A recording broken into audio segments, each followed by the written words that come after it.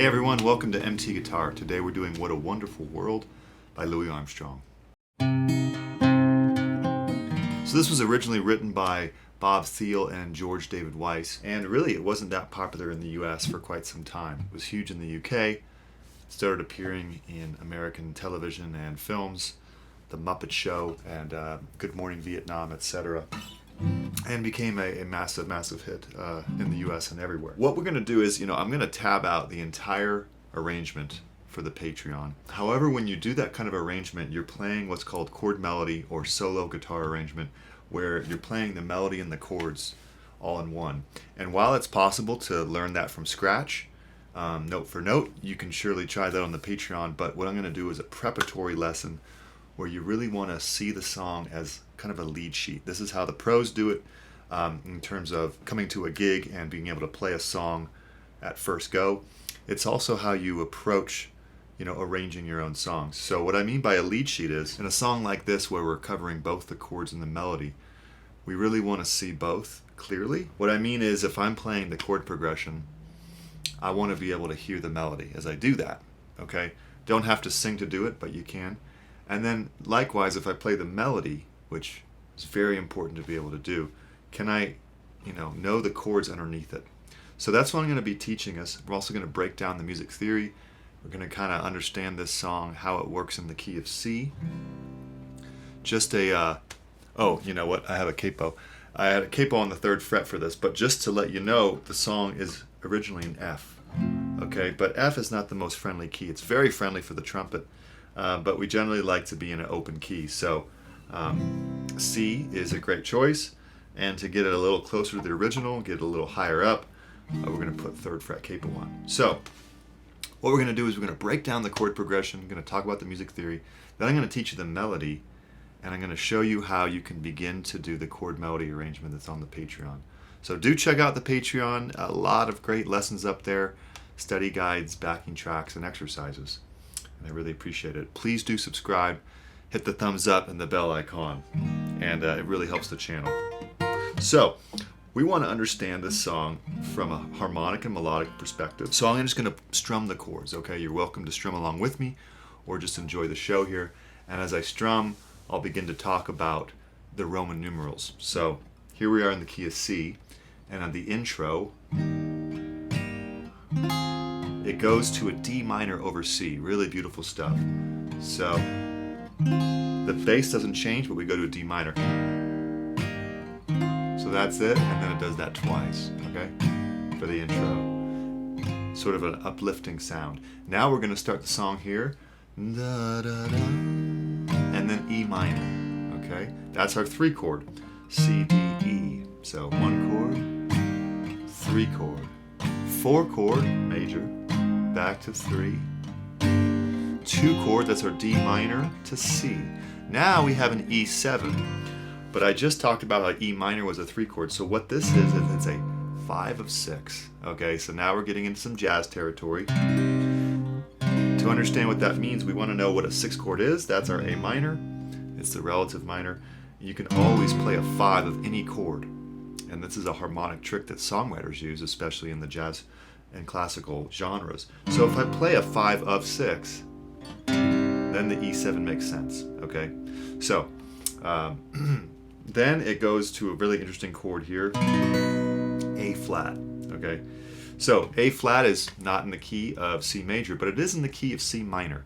So this is an example of modal mixture. So we have A flat, that's sort of the chord everyone remembers, right? The chords that are outside of the key are often the coolest ones.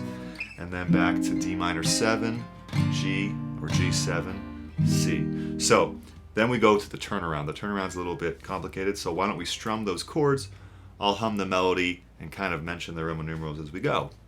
And you're welcome to strum along with me. I'm just doing an easy 6/8 pattern, which we'll talk about 6/8 in a sec. Here we go. 1, 2, 3, da, da, 1 chord, 3, 4, back to 3. Okay, here's the 2, then to 1, 5 of 6, then to 6. Here's our flat 6, which is an A flat major, and we're going to go to a 2, to a 5, now a 1. Now, this is the turnaround.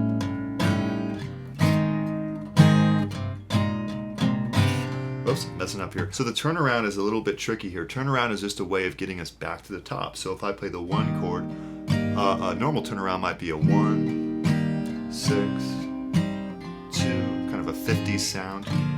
So this is a little bit more modern and a little more jazzy. We go 1 to a flat 5. Okay, that's an F sharp chord. Now, that's a dominant chord that kind of leads us to the 4 chord. Here's our 4 chord, now a 5. Okay, so instead of a 1, 6, 2, 5, we have a 1, flat 5, 4, 5.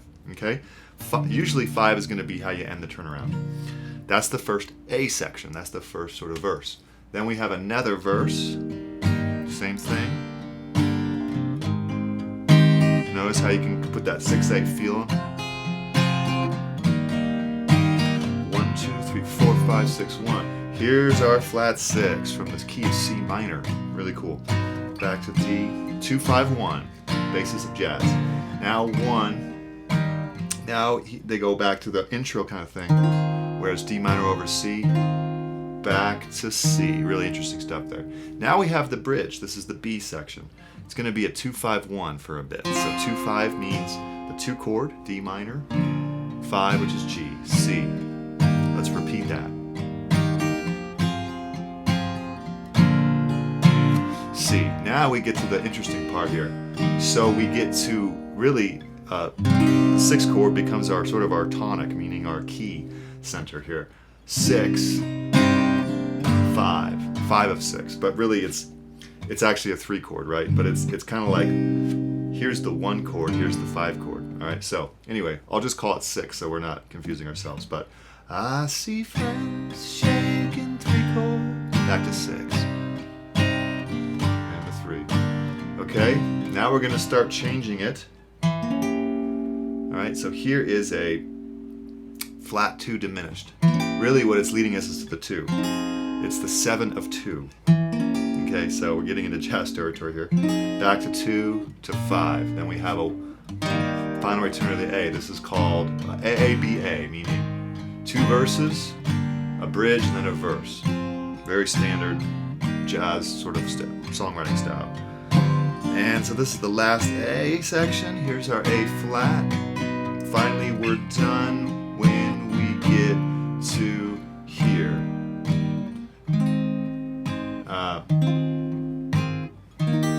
Okay. Now the melody. So you can play the song right away with those chords. You don't need to do an advanced chord melody arrangement. You can, of course, and I recommend it because it's a lot of fun. But you can just strum these chords right away. So those are the chords. Now we want to know the melody. So what we want to do is play what Louis Armstrong sang. So we want to basically, I'm just going to kind of go through this quickly, but you want to understand that each of these notes is going to have a chord behind it. Each of those notes relates to the key of C in some way. So here we go.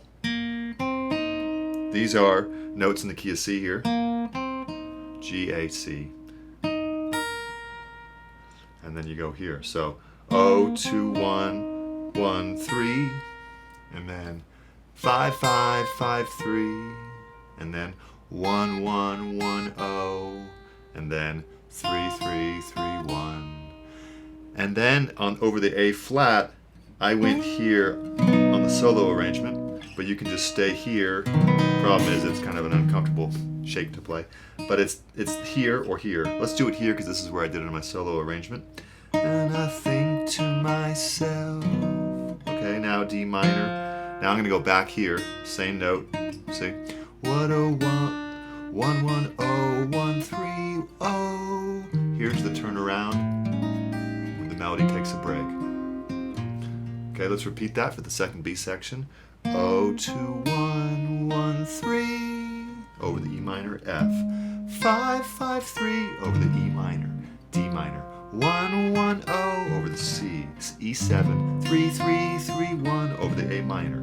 And I think over the A flat. Okay, D minor.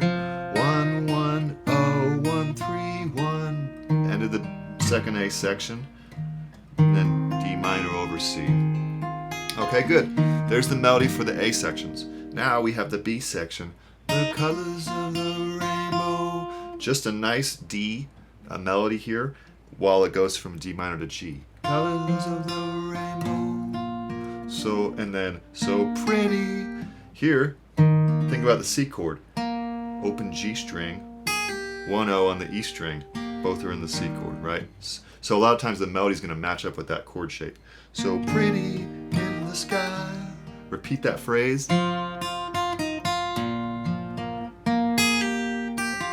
Good. Now we go to A minor. So the melody might go to A, right? And in fact it does. I see friends. That's over the A bass, and there's an A note. Friends shaking hands. Here's our E bass, and we have a G note. That's the G flat 3 of E. Singing, how do we do? One more time. They're really saying. This time it's over the C sharp diminished. I love you. 103, and then another A section. So now I'm going to do a very loose chord melody and try to follow along.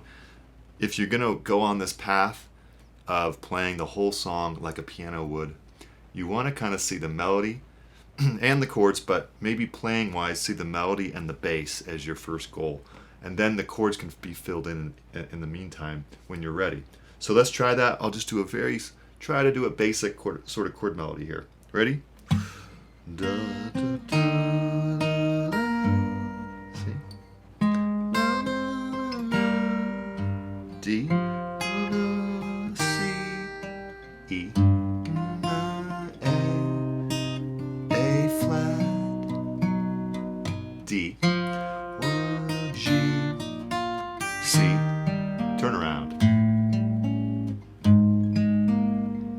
Good. Next A. Not too bad, right? E bass. F. D. See, I'm just filling in the chord now, but I want to be careful not to do that too much yet. D, G, C. Good. Bridge. G. That's C. Let's repeat that. G, C. Good. Here we go. The A. Just doing the basses. A little fancy footwork there. Not too hard. 2, 5, 1. Back to the C A section.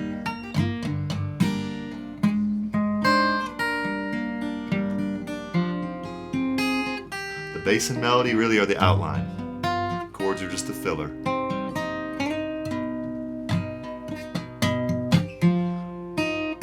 Now when we get to the end, we go to B flat to A. Back to a 2-5, meaning D minor to G. Now they delay the resolution, so they stick on a 5 chord.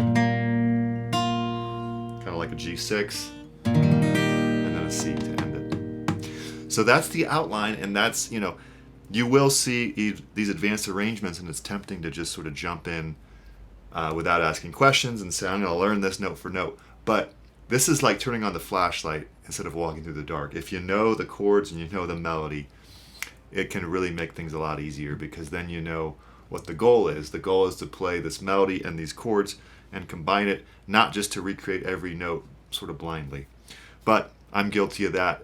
It's not like a bad thing. I did that a lot in my guitar development, where I would just learn an arrangement note for note. But this is another way to think about it, where you want to learn the lead sheet format, the chords and the melody. All right, so hope you enjoy. Let me know if there's any questions, and feel free to, ask me anything if anything's unclear. Other than that, have a wonderful day. See ya.